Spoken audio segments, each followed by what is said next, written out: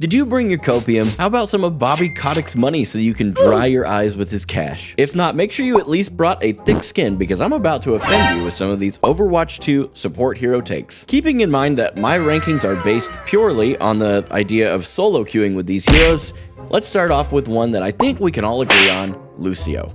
Lucio's kit seems to only really work if you have a well-coordinated team with a W key bordering on feeding Reinhardt, or if you can play a solid damage Lucio.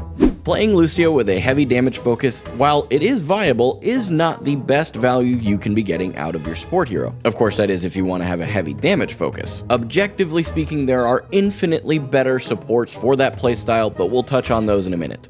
For him to become more consistently playable, I agree with many Lucio mains that he needs either a rework or for his sound wave, commonly referred to as his boop, to have a further knockback and or do more damage on impact. Lucio consequently goes right above the trash into the recycling where he belongs.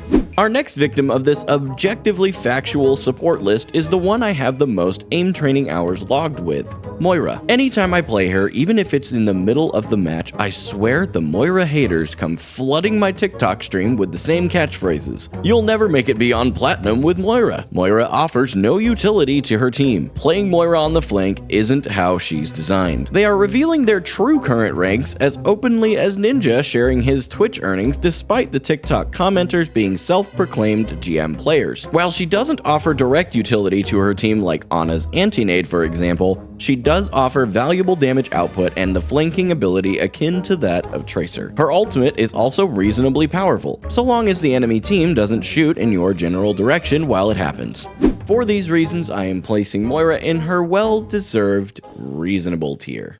Now that I've baby-stepped you into my hot takes, let's move on to one of the more extreme takes. Mercy. I can actually feel the Mercy one trick scrolling to my comment section right now, and I'm terrified. Please do your best to withhold your defenses from the e-dating tendencies that so easily distract you when you see a Soldier 76 or Pharah locked in on DPS. To the toxic Mercy one tricks, please remember that she is a hero that can provide value to your team only if you coordinate well with them. You may be able to do some sweet Mercy movement mechanics and constantly damage boost the DPS, but without coordination, your value goes off the bridge at Rialto. The Mercy players that I admire most are the ones that want a nano-boosted Valkyrie so you can pull out that Glock and show the enemy team that Mercy is a gangster.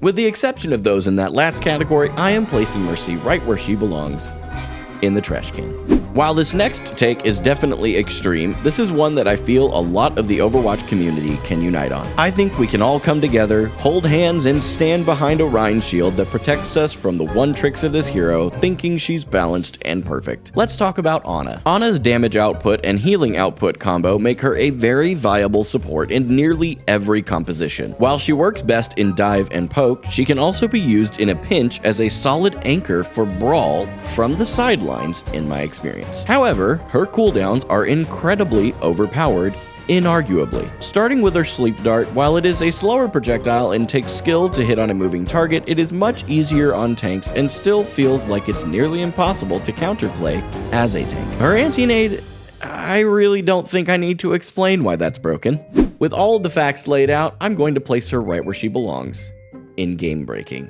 This next one I know for a fact is going to trigger some folks. If you haven't been offended by any of my other takes so far, it's your turn. Let's talk about Lifeweaver. He has several utilities to offer his team like the pedal platform and life grip, but let's be honest, most Lifeweaver players use the life grip as a troll more often than as a help. His healing output is honestly incredible, and to be honest, if you have a DPS support paired with a Lifeweaver, this can be balanced out. However, as a solo queue player, Lifeweaver relies on your random teammates far too much for my taste. His damage output with Thorn Valley is abysmal, and is essentially the equivalent of shooting Skittles at a fat kid in a backwoods Christian camp where all they have to eat is non-GMO health food.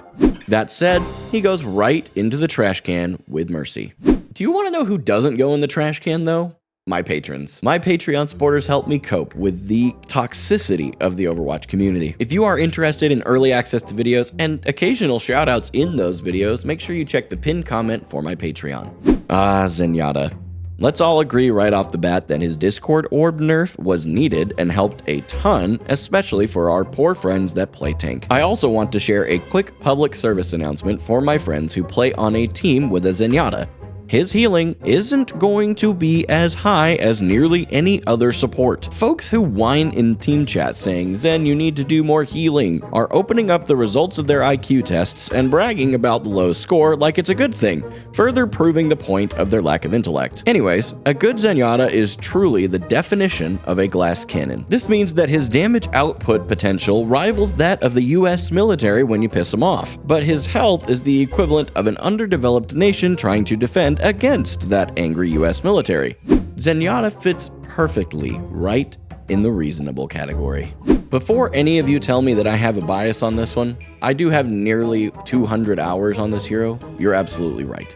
I understand that it would be easy for me to say that he's just good, and if you can't counterplay him, you're just bad. However, that much lying on the internet and mainstream news outlets like Fox and CNN would be flooding my DMs offering me a job. Let's talk about Baptiste. Baptiste is one of the most busted heroes in Overwatch 2. He has enough damage output potential that, combined with the off angles provided by his exo boots, he is honestly just a better Soldier 76. With the exception of the fact, of course, that on paper, Baptiste does less damage per second than Soldier by a fair amount. The bigger problem with Baptiste is that both his regenerative burst and immortality field provide him with the survivability of a kid in one of those tumble gyms. Seriously, how is the survival rate of those kids so high? If Yoda had sent the younglings to a tumble gym, they might have survived Anakin's angsty teenage temper tantrum he took out at the Jedi Temple. For these reasons, Baptiste objectively belongs in the game-breaking tier. Let's move on to one I haven't seen much conversation revolving around since the first season of Overwatch 2. Brigitte was apparently considered to be an essential pick during the end of Season 7, especially. I had no idea, and someone playing Brig seemed as elusive to have in a diamond lobby as a unicorn was to Voldemort in the first Harry Potter. That said, I do know that a good Brig is a valuable asset to the team. My friend on Twitch and TikTok, Dylan Dubs, showcases an incredible Brig frequently and is definitely worth checking out. Either way, none of her kit seems that broken to me. She's very helpful in an anti-dive combo with Ana, and with her whip shot damage being nerfed recently, she's bordering on needing a small buff, in my opinion. Brigitte, for these reasons, will join Moira and Zenyatta in the reasonable tier.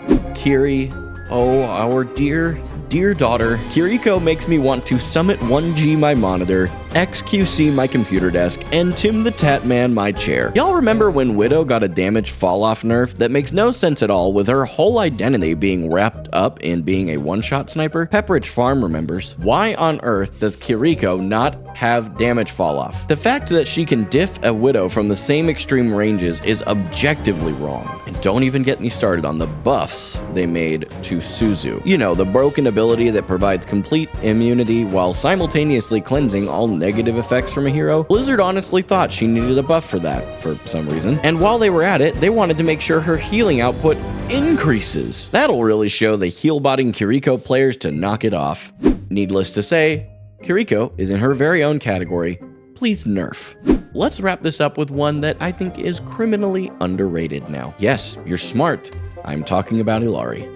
On release, she was completely and totally broken, like every other hero on release. Mauga. This caused a massive influx of people to play her, and once Blizzard balanced her better, people stopped playing her. This is because folks typically favor the easy-to-play heroes because it is a more guaranteed win. And in this rank system, you've got to win seemingly every game to rank up consistently. That's a topic for another video. Illari's healing pylon is a very good asset if you place it well, and her damage output is bonkers. If I could make one change to her, I'd say her ultimate needs to feel less like a damage ult. Maybe less damage and leave the slow effect? However, that doesn't really break her for me.